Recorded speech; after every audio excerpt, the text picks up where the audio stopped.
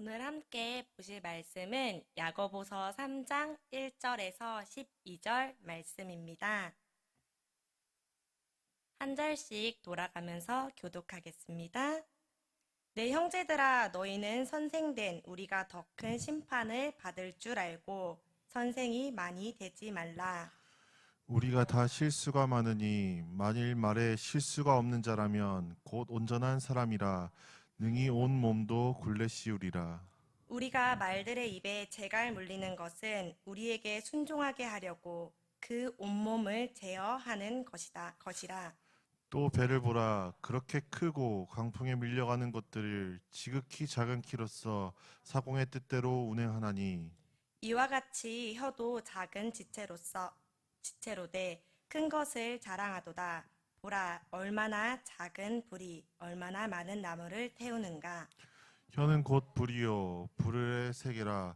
혀는 우리 지체 중에서 온몸을 더럽히고 삶의 수레바퀴를 불사르나니 그 사르는 것이 지옥불에서 나느니라. 여러 종류의 짐승과 새와 벌레와 바다의 생물은 다 사람이 길들일 수 있고 길들여 왔거니와 혀는 능히 길들일 사람이 없나니 쉬지 않은 죽이는 독이 가득한 것이라. 이것으로 우리가 주 아버지를 찬송하고 또 이것으로 하나님의 형상대로 지음을 받은 사람을 저주하나니 한 입에서 찬송과 저주가 나오는도다. 내 형제들아, 이것이 마땅하지 아니하니라. 샘이 한 구멍으로 어찌 단물과 쓴물을 내겠느냐. 함께 읽겠습니다. 내 내 형제들아, 형제들아, 어찌 어찌 무화과 무화과 나무가 나무가 감람 열매를 포도나무가 포도나무가 무화과를 무화과를 맺겠느냐. 맺겠느냐. 이와 이와 같이 같이 짠물이 짠물이 단물을 단물을 내지 내지 못하느니라. 못하느니라. 아멘. 아멘. 오늘 함께 나눌 말씀의 제목은 언어의 힘이라는 제목으로 함께 말씀 나누겠습니다. 벌써 긴 겨울이 끝나가고 이제 꽃도 다치고 푸릇한 계절이 돌아왔습니다. 더불어 코로나19 바이러스도 이제는 조금의 막이 보이는 것 같습니다. 그동안 정말 우리 어렵게 고생하며 살아가신 성도님들 정말 고생하셨고 많은 분들이 아프지 않고 우리 교회 성도님들이 또 크게 별일 없이 잘 지나간 게 감사합니다. 참 이렇게 보면 시간이 빠르다는 것을 느끼게 되는 것 같습니다. 제가 오늘 말씀 시작하기 전에 저의 이야기를 하면서 말씀을 열고자 하는데요. 제가 제주도에서 잠깐 살았던 시간이 있었습니다. 벌써 2년이 지났는데 제주도에 가서 가장 힘들었던 게 뭐였냐면 바로 말이었습니다. 저는 서울에서만 20년이 넘게 살고 갔는데 정말 말이 너무 어려웠습니다. 아시는 분들도 계시겠지만 일반 육지에서의 다른 지방과는 다르게 제주도의 사투리는 또 많이 다릅니다. 알아들을 수도 있지만 정말 못 알아듣겠습니다. 젊은 사람들은 좀 사투리를 덜 써요. 근데 나이가 조금 있으신 이제 권사님들, 장로님들은 사투리를 정말 많이 사용하시는 거예요. 그래서 제가 처음에 가서 장로님이랑 말을 나누는데 진짜 네? 네? 이러면서 몇 번을 물어봤는지 모르겠어요. 그리고 이제 육지에 올라올 일이 있어가지고 올라와서 신랑한테 했던 말이 나 제주도에서 말을 못 알아들어. 해석해주는 사람이 필요할 것 같아. 라는 말을 한 적이 있었어요. 왜냐면 저희 신랑은 제주도 사람이라서 조금 알아듣는데 이 사람도 좀 나이가 많으신 이제 어른들이 하는 말은 못 알아듣겠다고 하는 거예요. 그래서 제가 진짜 그런 웃긴 이야기도 있었고 그렇게 몇 달을 지내면서 조금 아주 조금 익숙해진 거죠. 조금 익숙해졌는데 이제 일을 하고 퇴근하는 길에 나가려고 하는데 마침 비가 오는 거예요. 제 앞에 어떤 사람이 우산을 딱 피고 나가려고 하는데 그 사람이 타이밍이 안 맞은 거죠. 나가려고 하는 것과 우산을 피는 게 안 맞아서 저랑 이제 부딪힐 뻔한 거예요. 근데 저도 모르게 제 입에서 무사? 라는 말이 나온 거예요. 이 말을 여기 있는 분들은 못 알아듣겠지만 무사라고 하는 말은 제주도 방언, 사투리인데 뭐야? 왜? 라는 의미의 뜻을 가진 말이에요. 그 말을 제가 했다는 건 제가 의식해가지고 한 게 아니라 저도 모르게 그 사투리가 툭 하고 나온 거죠. 제가 너무 어려워 말을 못 알아듣겠어 라고 했던 그 사투리가 저도 모르게 제 입에서 나왔는데 그게 제가 제주도에 있던 시간이 한 3개월 안 됐을 때 저도 모르게 그 말을, 그 언어를 사용하게 된 거예요. 그러면서 제가 느낀 게, 아, 내가 어렵다고 마냥 느꼈던 이 말을 나도 모르는 새에 내가 사용하고 있구나. 나도 모르게 이 말이 나한테 젖어들어 왔구나. 흡수되었구나. 말이 옮아오는 건 시간이 그다지 많이 필요하지 않구나. 라고 생각했습니다. 맞습니다. 이토록 말이라고 하는 것은 우리 삶에 정말 큰 비중을 차지하고 큰 힘이 있습니다. 그래서 우리나라 말에는 참 많은 속담이, 말에 관련된 속담이 있는데요. 발 없는 말이 천리 간다. 말이 씨가 된다. 말 한마디에 천냥빚도 갚는다. 라는 말이 있는데, 이 속담이 있는데, 이 속담은 대부분 말을 조심히 하자라는 교훈을 가지고 있죠. 이처럼 또 말이라고 하는 것의 힘은 우리가 생각하는 것보다 더 대단한 힘을 가지고 있습니다. 사람을 살릴 수도 있지만 사람을 죽일 수도 있는 게 바로 말입니다. 따뜻한 말을 하면, 따뜻한 위로의 말을 건네면 그 사람은 살릴 수도 있고, 날카롭고 차가운 말을 한다면 그 사람을 죽일 수도 있습니다. 물가에 돌멩이를 하나 던지면 파장이 이렇게 잔잔하게 파동이 울립니다. 내가 던진 말 한마디가 다른 사람의 마음에, 내가 던진 말 한 문장이 다른 사람의 마음을 울렁일 수 있는 큰 파장이 될 수도 있다는 것이 바로 말입니다. 오늘의 본문에서도 야고보는 말에 대한 경고를 합니다. 야고보서 3장 2절에서는 우리가 다 실수가 많으니 만일 말에 실수가 없는 자라면 곧 온전한 사람이라 능히 온몸도 굴레를 씌우니라 라고 합니다. 말에 실수가 없는 사람을 온전한 사람이라고 하고 있죠. 이 온전한이라고 하는 말을 헬라어로 텔라이오스라고 합니다. 완전한이라는 의미를 가지고 있는데, 여기서의 완전함은 죄가 없다, 깨끗하다라는 그런 의미가 아니라 윤리나 덕의 면에서 충분히 성숙하다라는 의미의 온전함입니다. 또한 굴레를 씌우다라고 하는 것은 말이나 소에게 재갈을 물려가지고 제어하는 모습을 말에 비유해가지고 이야기하고 있는 것입니다. 그만큼 말을 통제하고 참을 수 있는 것을 말하며 말을 억제하고 참아가는 사람을 온전한 사람이라고 말하고 있는 것입니다. 잠언 18장 21절에는 죽고 사는 것이 혀의 힘에 달렸나니 혀를 쓰기 좋아하는 자는 혀의 열매를 먹으리라 라고 경고하고 있고, 잠언 15장 4절에서는 온순한 혀는 곧 생명나무이지만 패역한 혀는 마음을 상하게 하느니라 라고 합니다. 이처럼 혀의 역할은 그저 말하는 것, 내가 다른 사람과 대화하는 것에서 끝나는 것이 아니라 자신이 한 말에 가지고 오는 책임까지 가지고 올 수 있어야 합니다. 또한 야고보는 3장 4절에서 혀를 큰 배의 키에 비유하고 있습니다. 큰 배도 작은 키로 운전하며 내가 가고자 하는 방향, 내가 가려고 하는 목표점으로 안내합니다. 야고보는 혀를 이런 키에 비유하고 있습니다.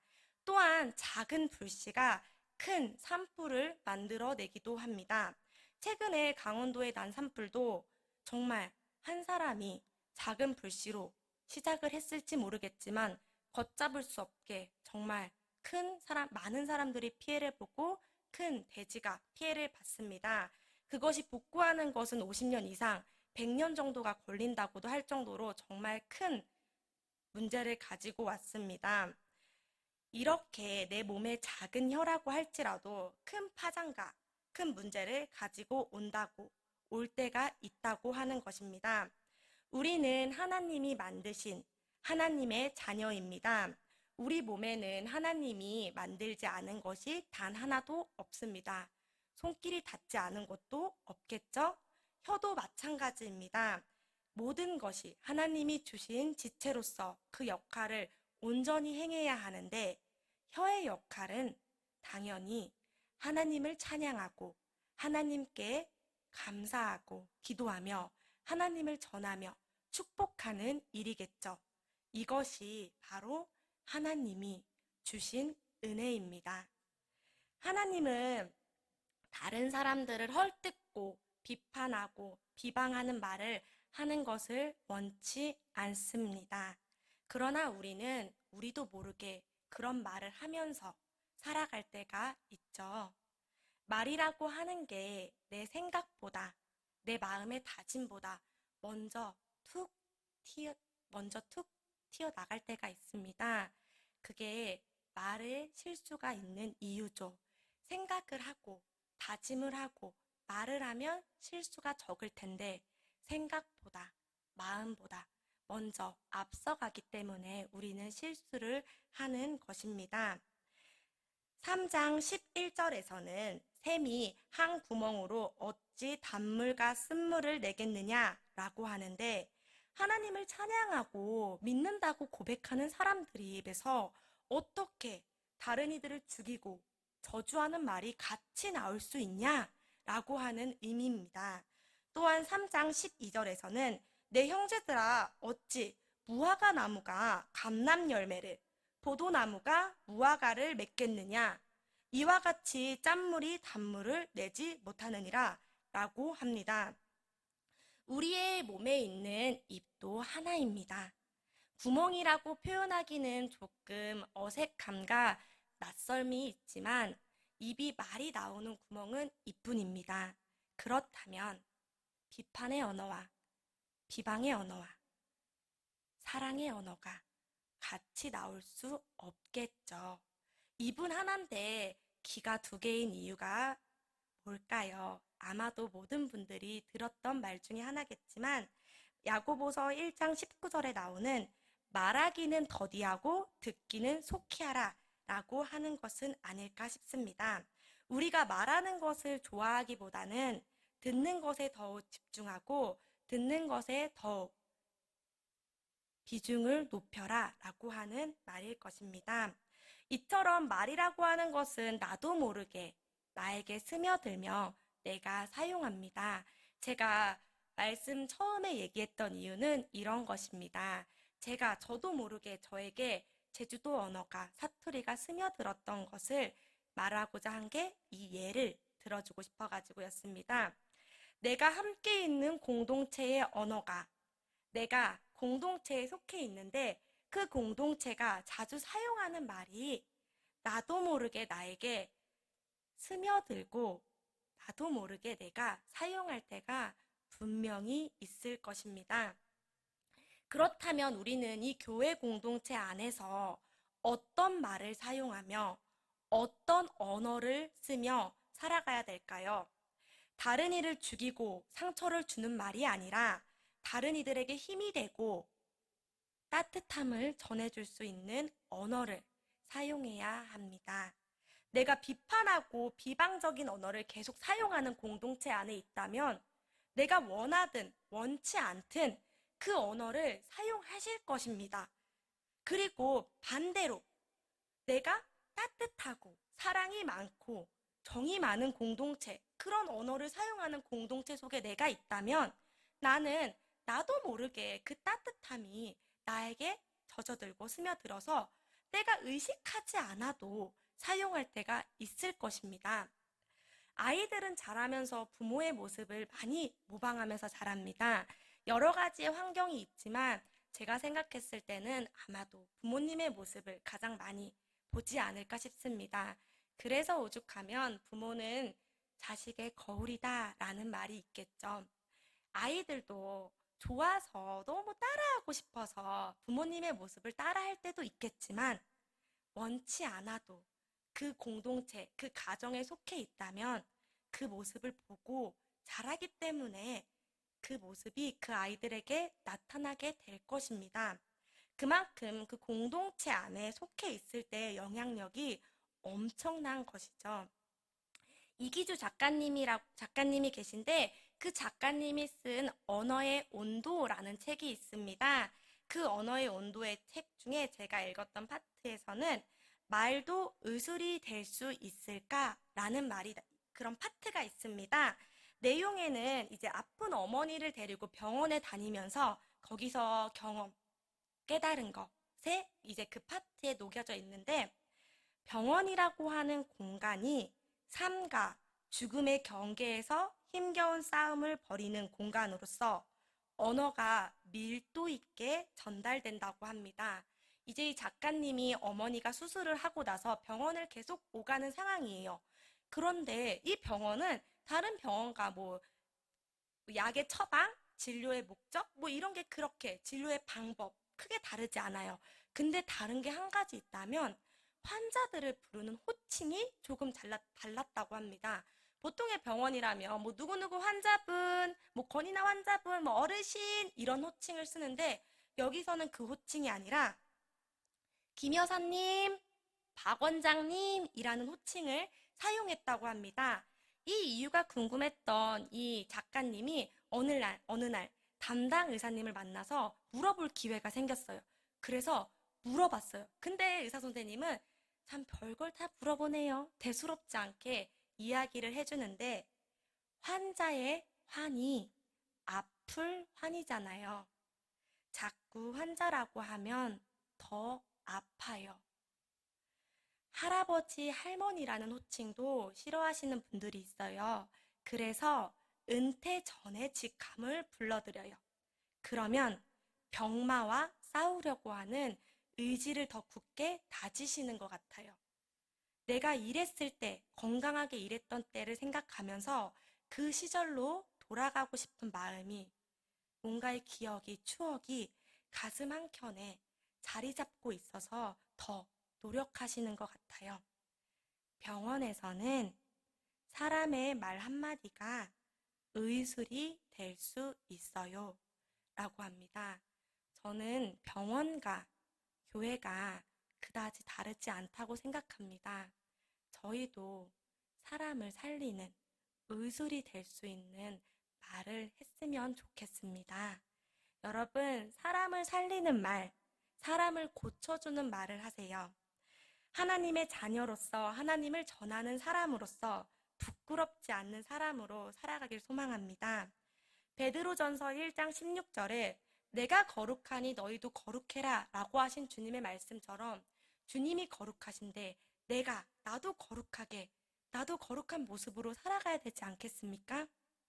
그렇다면 나는 과연 말을 어떻게 하며 살아가야 될까요? 내 모습에서 우리 이 공동체의 모습이 보인다면 과연 밖에 나가서 사회에서 세상에서 말을 함부로 하면서 살아갈 수 있겠습니까? 말하는 것보다 듣는 것을 더 중요시 여기고 말하기보다 듣는 것을 더 좋아하십시오. 그리고 말이 먼저 툭 나가서 실수를 하지 않게 생각하고 말을 하는 우리 모두가 되길 바랍니다. 제가 이 설교를 준비하면서 얼마나 많은 시간, 얼마나 많은 노력을 하며 이 설교를 준비했겠습니까? 저뿐만이 아닙니다. 우리 목사님, 많은 교회에 계신 목회자분들이 함부로 그냥 대충 설교를 준비하지 않을 것입니다. 왜냐하면 하나님의 말을 전하는 사람들이기 때문이죠. 또한 이 강대상에서 하는 이 말의 파급력과 힘이 얼마나 크고 놀라운지 알기 때문입니다. 저희가 전하는 이 말이 우리 성도님들은 한 주간을 살아가는 능력, 힘, 회개를 할 수 있는 시간, 나를 돌아볼 수 있는 시간, 감사의 시간이 될 수 있기 때문에 그 누구도 어떤 목회자도 이 말하는 이 시간을 대충 설렁설렁 준비하지 않을 것입니다. 그만큼 이 말의 힘이, 이 말의 능력이 얼마나 힘이 있고 파급력이 있는지 알기 때문입니다. 그러나 여러분, 과연 목회자들만, 저만 이렇게 준비하며 살아가야 될까요? 말하면서? 저는 그렇지 않다고 생각합니다. 이곳에 앉아 계시는 모든 성도님들, 유튜브를 통해서 보는 많은 분들, 이분들이 모두 하나님의 사랑을 전하고 하나님을 알리는 전도자의 사명이 있는 사람들이기 때문입니다. 그렇다면 내가 교회의 대표로서 세상에 나갔을 때 과연 나는 어떻게 말하고 어떻게 행동해야 될지 우리 모두는 알 것이라고 생각합니다. 내가 보여주는 이 모습이 교회의 모습이라면, 이 공동체의 모습이 나에게서 보여진다면 나는 어떻게 살아가야 될까요? 저의 설교를 들은 모든 분들이라면 알 거라고 생각합니다. 설교를 마무리하고자 합니다. 사랑을 전하는 말을 하며 다른 이들을 살리는 말을 하시며 살아가길 바랍니다. 생각보다 말이 먼저 나가지 않고 더욱 신중하게 말하며 살아가시길, 그리고 그 언어를 사용하시길 바랍니다. 그리고 누군가 우리 이 교회 공동체 안에, 내가 속해 있는 공동체 안에 들어왔을 때 그들도 모르게, 제가 제주도에 있을 때 그 사투리가 저도 모르게 스며들었던 것처럼 우리 공동체에 들어왔을 때 그들도 모르게 그들이 사랑으로 젖어가며 스며들길 바랍니다. 그리고 이 만나교회는, 이 교회 공동체는 정말 따뜻하구나, 사랑이 넘치구나, 나의 마음을 울리는구나 라고 느낄 수 있길 소망합니다. 그런 공동체를 저와 여기 계신 모든 분들이 함께 만들어 나가길 소망합니다. 함께 오늘 말씀 기억하시며 침묵으로 기도하겠습니다.